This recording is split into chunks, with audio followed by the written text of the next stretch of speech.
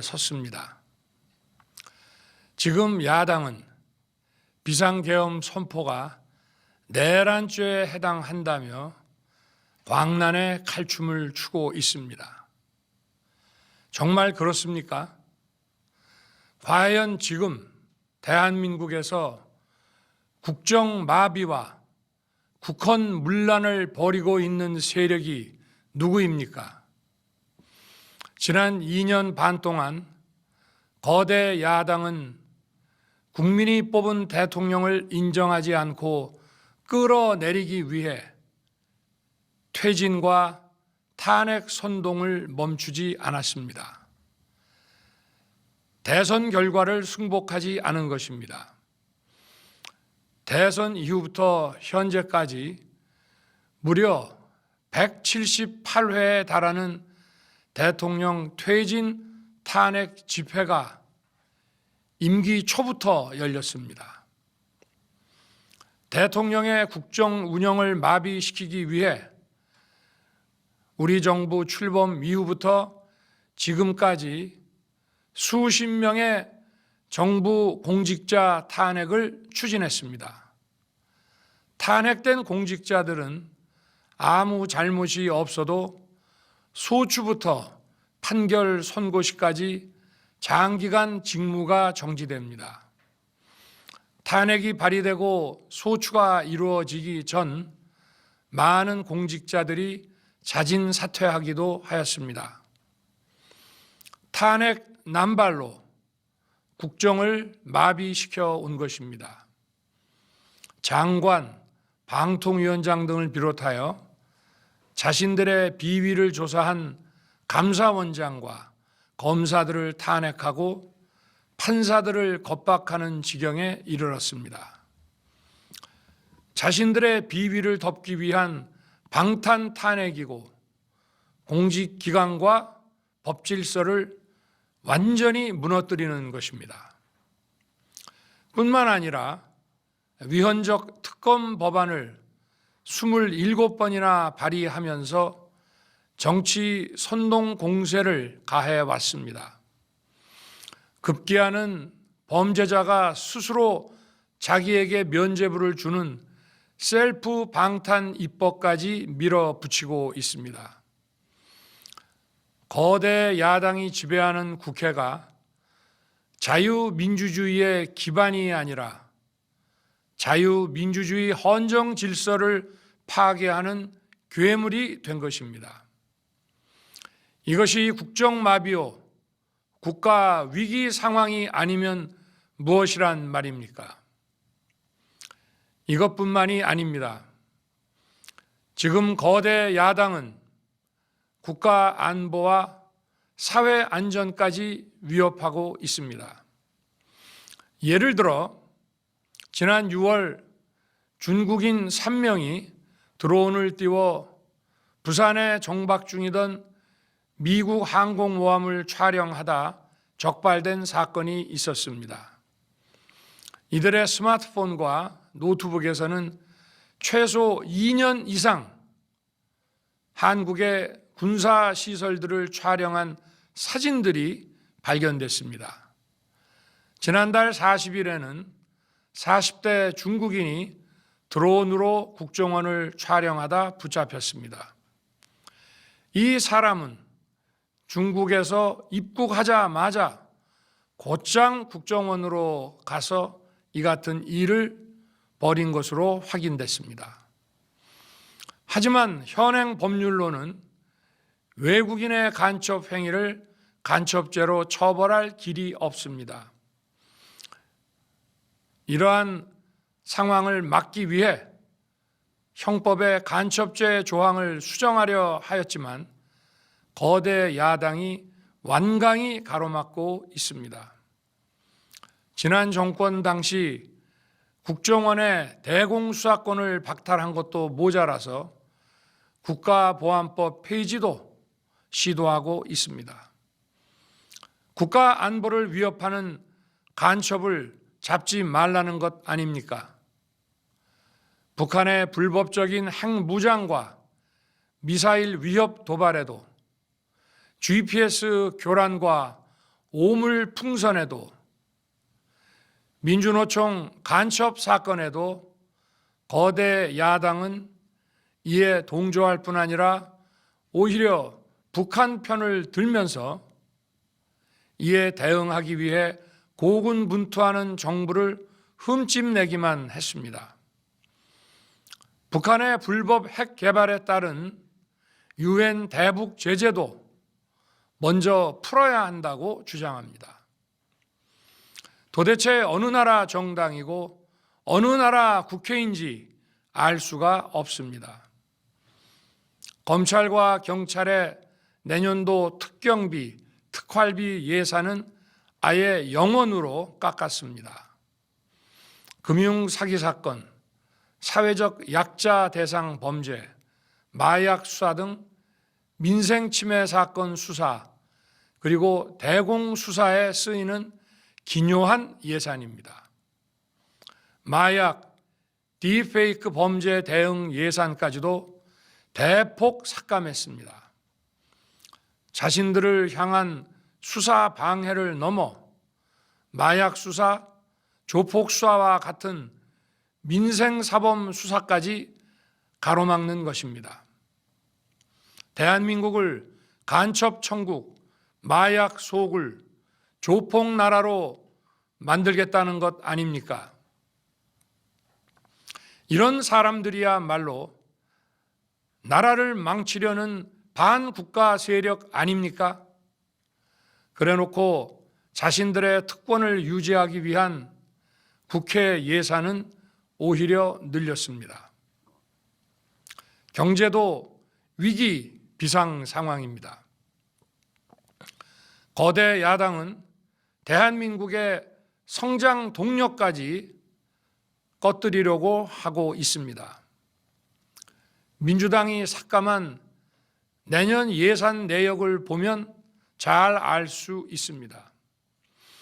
원전 생태계 지원 예산을 삭감하고 체코 원전 수출 지원 예산은 무려 90%를 깎아버렸습니다. 차세대 원전 개발 관련 예산은 거의 전액을 삭감했습니다. 기초과학연구, 양자, 반도체, 바이오 등 미래 성장 동력 예산도 대폭 삭감했습니다. 동해가스전 시추 예산, 이른바 대왕고래 사업 예산도 사실상 전액 삭감했습니다. 청년 일자리 지원 사업, 취약계층 아동 자산 형성 지원 사업, 아이들 돌봄 수당까지 손을 댔습니다. 산업 생태계 조성을 위한 혁신 성장 펀드, 강소기업 육성 예산도 삭감했습니다. 재해 대책 예비비는 무려 1조 원을 삭감하고 팬데믹 대비를 위한 백신 개발과 관련 R&D 예산도 깎았습니다. 이처럼 지금 대한민국은 거대 야당의 의회 독재와 폭거로 국정이 마비되고 사회 질서가 교란되어 행정과 사법의 정상적인 수행이 불가능한 상황입니다. 국민 여러분, 여기까지는 국민 여러분께서도 많이 아시고 계실 것입니다. 하지만 제가 비상계엄이라는 엄중한 결단을 내리기까지 그동안 직접 차마 밝히지 못했던 더 심각한 일들이 많이 있습니다. 작년 하반기 선거관리위원회를 비롯한 헌법기관들과 정부 기관에 대해 북한의 해킹 공격이 있었습니다. 국가정보원이 이를 발견하고 정보 유출과 전산 시스템 안전성을 점검하고자 했습니다. 다른 모든 기관들은 자신들의 참관하에 국정원이 점검하는 것에 동의하여 시스템 점검이 진행되었습니다. 그러나 선거관리위원회는 헌법기관임을 내세우며 완강히 거부하였습니다. 그러다가 선관위의 대규모 채용 부정 사건이 터져 감사와 수사를 받게 되자 국정원의 점검을 받겠다고 한 발 물러섰습니다. 그렇지만 전체 시스템 장비의 아주 일부분만 점검에 응하였고 나머지는 불응했습니다. 시스템 장비 일부분만 점검했지만 상황은 심각했습니다. 국정원 직원이 해커로서 해킹을 시도하자 얼마든지 데이터 조작이 가능하였고 방화벽도 사실상 없는 것이나 마찬가지였습니다. 비밀번호도 아주 단순하여 1, 2, 3, 4, 5 같은 식이었습니다. 시스템 보안 관리 회사도 아주 작은 규모의 전문성이 매우 부족한 회사였습니다. 저는 당시 대통령으로서 국정원의 보고를 받고 충격에 빠졌습니다. 민주주의 핵심인 선거를 관리하는 전산 시스템이 이렇게 엉터리인데 어떻게 국민들이 선거 결과를 신뢰할 수 있겠습니까?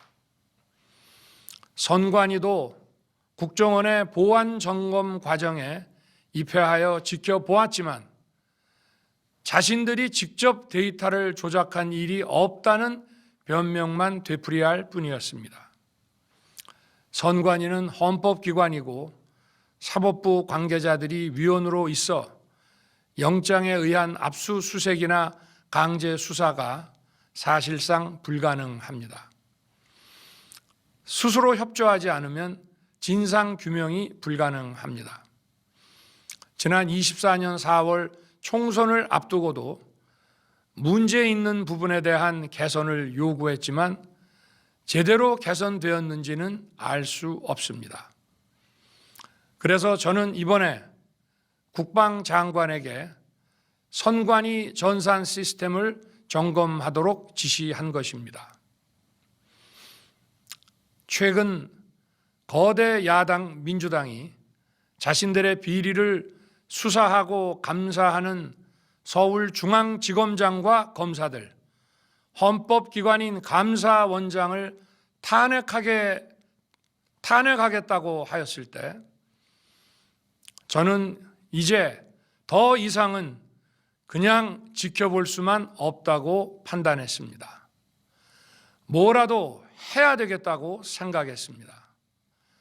이들은 이제 곧 사법부에도 탄핵의 칼을 들이댈 것이 분명했습니다. 저는 비상계엄령 발동을 생각하게 되었습니다.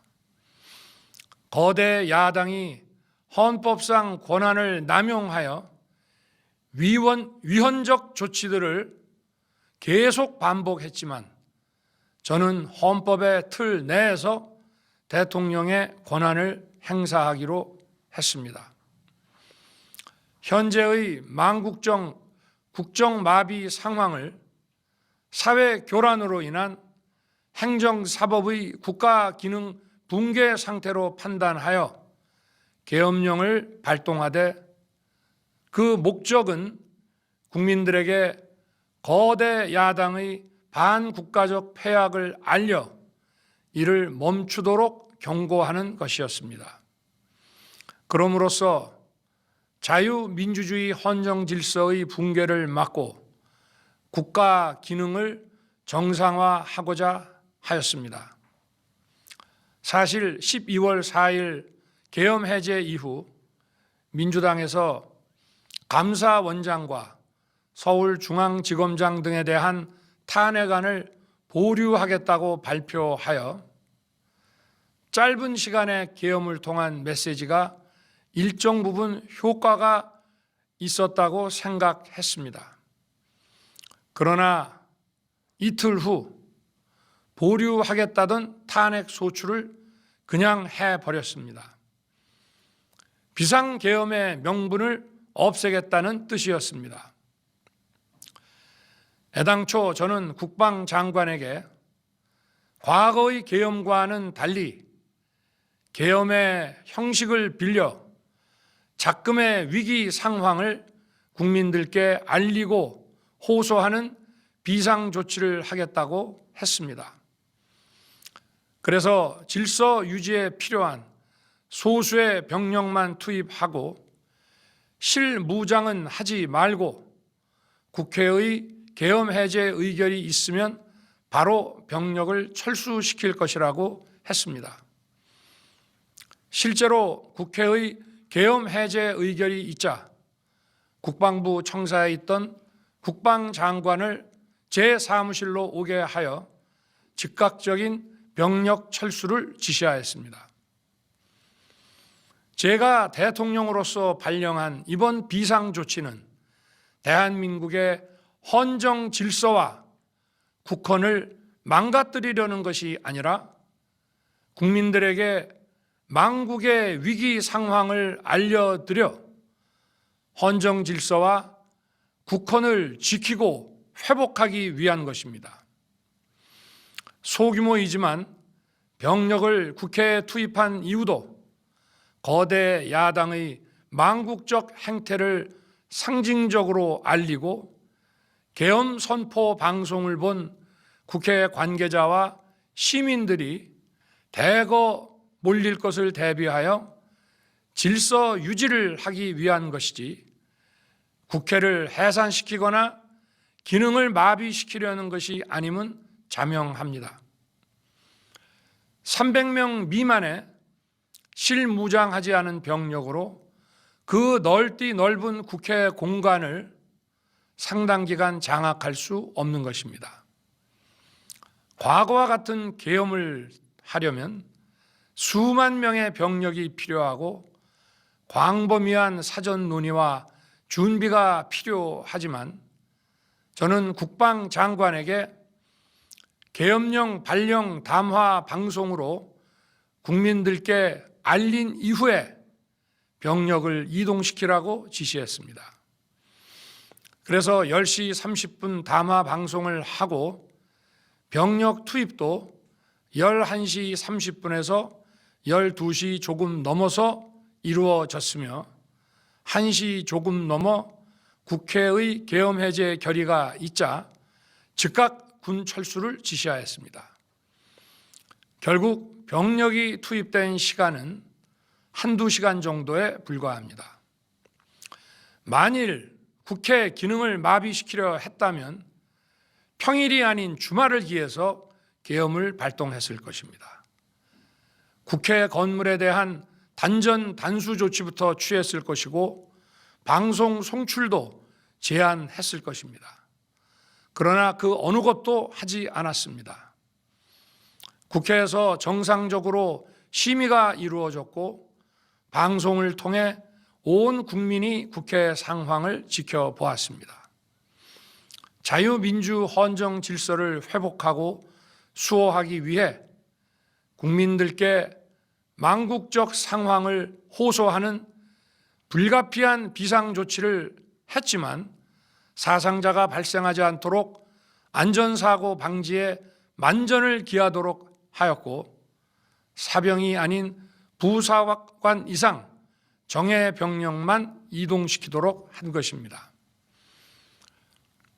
저는 이번 비상계엄을 준비하면서 오로지 국방장관하고만 논의하였고 대통령실과 내각 일부 인사에게 선포 직전 국무회의에서 알렸습니다. 각자의 담당 업무 관점에서 우려되는 반대 의견 개진도 많았습니다. 저는 국정 전반을 보는 대통령의 입장에서 현 상황에서 이런 조치가 불가피하다고 설명했습니다. 군 관계자들은 모두 대통령의 비상계엄 발표 이후 병력 이동 지시를 따른 것이니만큼 이들에게는 전혀 잘못이 없습니다. 그리고 분명히 말씀드리지만 저는 국회 관계자의 국회 출입을 막지 않도록 하였고 그래서 국회의원과 엄청나게 많은 인파가 국회 마당과 본관, 본회의장으로 들어갔고 계엄 해제 안건 심의도 진행된 것입니다. 그런데도 어떻게든 내란죄를 만들어 대통령을 끌어내리기 위해 수많은 허위 선동을 만들어내고 있습니다. 도대체 2시간짜리 내란이라는 것이 있습니까? 질서 유지를 위해 소수의 병력을 잠시 투입한 것이 폭동이란 말입니까? 거대 야당이 거짓 선동으로 탄핵을 서두르는 이유가 무엇이겠습니까? 단 하나입니다. 거대 야당 대표의 유죄 선고가 임박하자 대통령의 탄핵을 통해 이를 회피하고 조기 대선을 치르려는 것입니다. 국가 시스템을 무너뜨려서라도 자신의 범죄를 덮고 국정을 장악하려는 것입니다. 이야말로 국헌문란 행위 아닙니까? 저를 탄핵하든 수사하든 저는 이에 당당히 맞설 것입니다. 저는 이번 계엄 선포와 관련해서 법적, 정치적 책임 문제를 회피하지 않겠다고 이미 말씀드린 바 있습니다. 저는 대통령 취임 이후 지금까지 단 한순간도 개인적인 인기나 대통령 임기 자리 보존에 연연해 온 적이 없습니다. 자리 보존 생각만 있었다면 국헌문란 세력과 구태여 맞서 싸울 일도 없었고 이번과 같이 비상계엄을 선포하는 일은 더더욱 없었을 것입니다.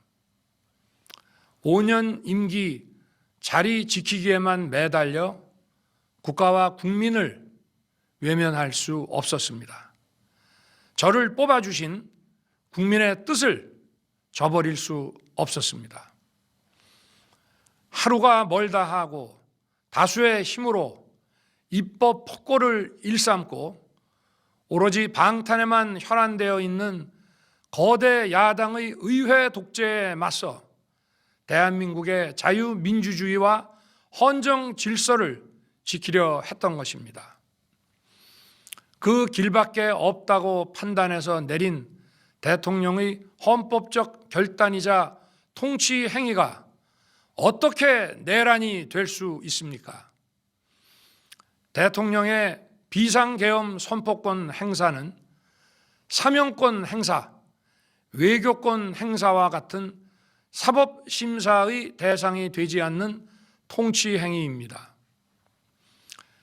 국민 여러분, 지금 야당은 저를 중범죄자로 몰면서 당장 대통령직에서 끌어내리려 하고 있습니다.